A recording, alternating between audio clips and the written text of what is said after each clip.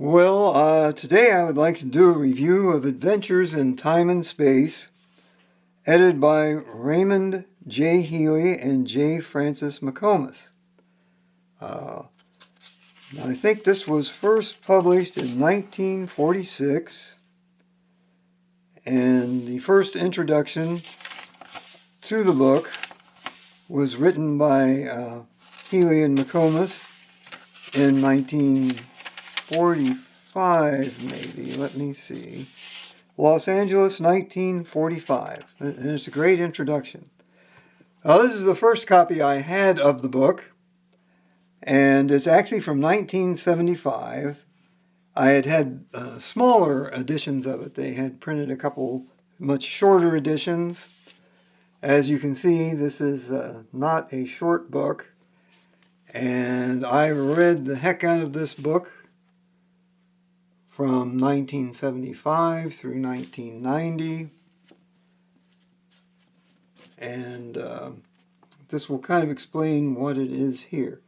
I imagine most science fiction fans have heard of Adventures in Time and Space, and the number of short science fiction stories in here is incredible. The book is right at 1,000 pages long. See if I can show you guys. I won't bend my other one like this, but here's the table of contents. Try to hold it up here long enough you might be able to read through it if it has focused. And then we'll go to the second page, which has a lot in it as well. If I'm getting it out here where you can see it.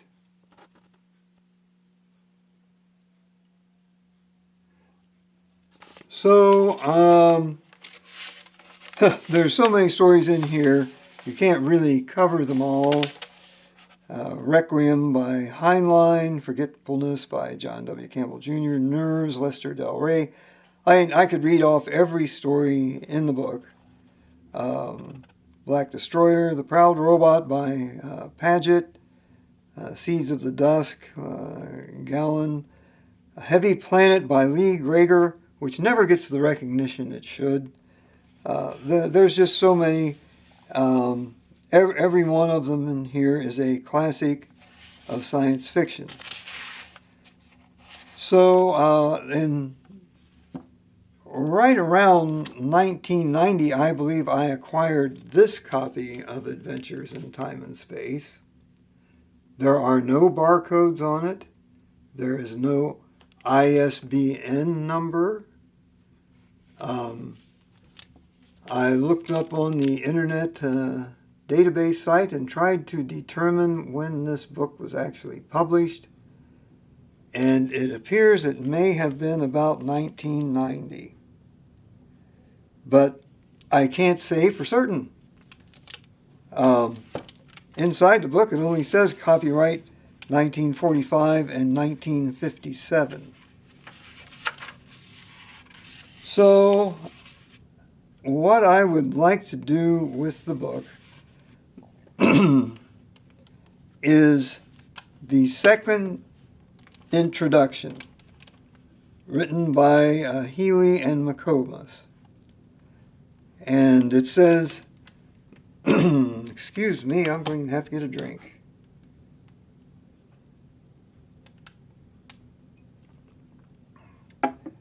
What they start out with is a word about the creation of this book.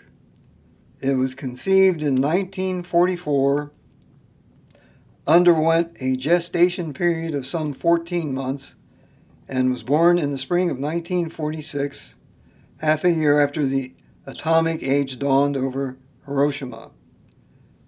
Critics have called this the definitive anthology of science fiction stories.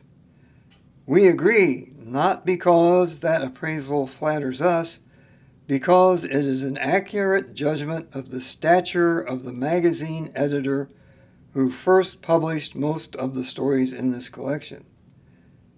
That man was John W. Campbell Jr., and perhaps no one man ever had a greater influence over a literary form for Campbell single-handedly revolutionized the writing of, and possibly more important, the thinking in modern science fiction.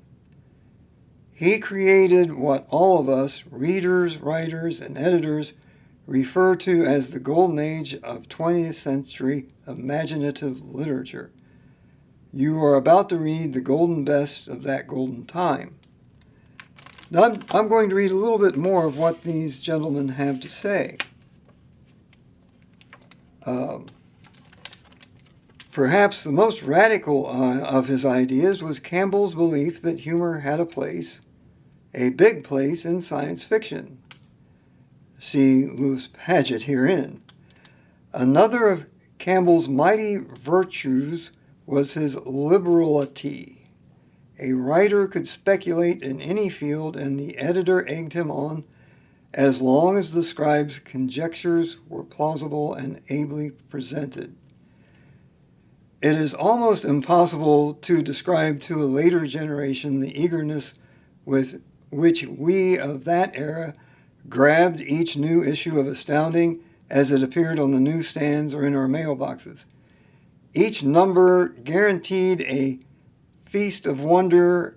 We gobbled up Heinlein's visions of the future, savored Bester's sadly lovely pictures of man's proneness to fatal error, choked with laughter over Padgett's caustic ribbing of all we held dear.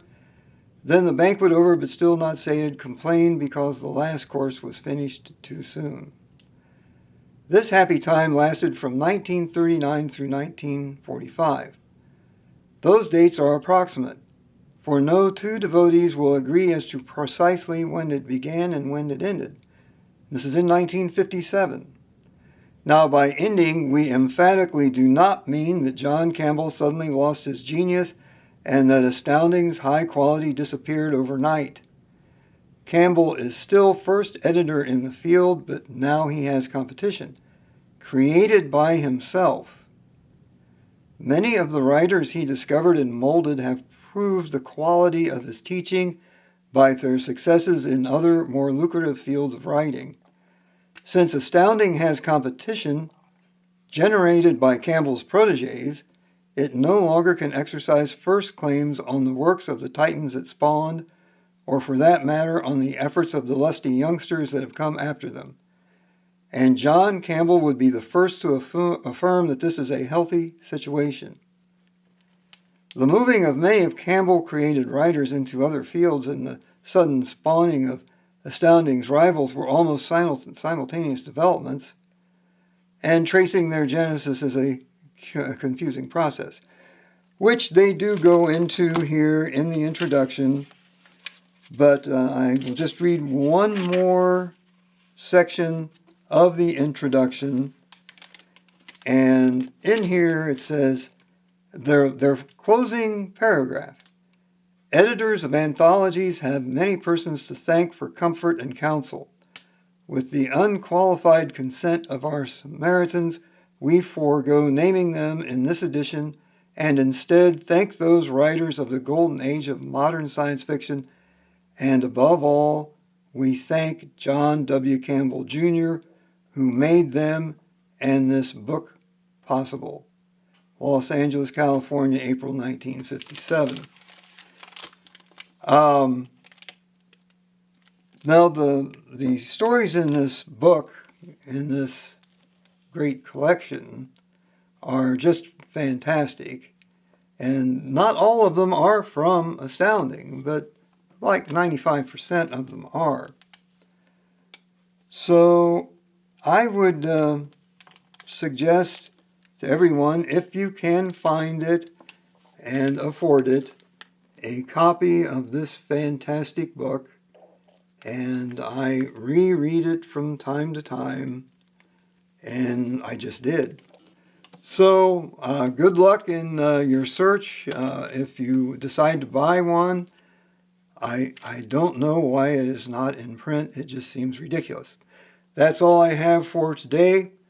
Thanks again.